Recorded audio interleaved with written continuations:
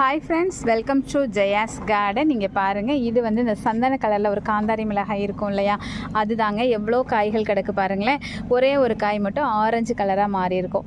So முதல்ல சந்தன கலரில் வர்றாங்கங்க. இந்த இருக்கா, இந்த மாதிரி சந்தன கலர். இதுதான் வானம் பார்த்த மிளகாய்னு இப்போ நம்ம ஊரில் சொல்கிறோம். ஆனால் இது கேரளாவில் வந்து காந்தாரி மிளகாய். நல்ல காட்டமாக இருக்கும், ப்ரெஷருக்கு ரொம்பவே நல்லது. நல்ல ஒரு மனம் சுவை இருக்கக்கூடிய ஒரு காய். இது இப்போ எல்லோ சாண்டல் கலரில் வருது, அதுக்கப்புறம் இப்படி ஆரஞ்சாக மாறுது.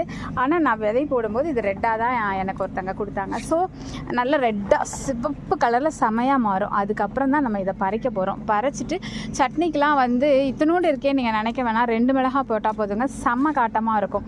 நல்ல ஒரு காரத்தன்மை உள்ளது, நல்ல மனம் உள்ளது, சுவை உள்ளது. அது மட்டும் இல்லை, மெடிசினல் வேல்யூ இதுக்கு ரொம்பவே ஜாஸ்திங்க. ஓகே ஃப்ரெண்ட்ஸ், இந்த வீடியோ உங்களுக்கு பிரயோஜனமாக இருக்குன்னு தோணுச்சுன்னா கண்டிப்பாக ஃப்ரெண்ட்ஸ் அண்ட் ரிலேட்டிவ்க்கு ஷேர் பண்ணி மறக்காமல்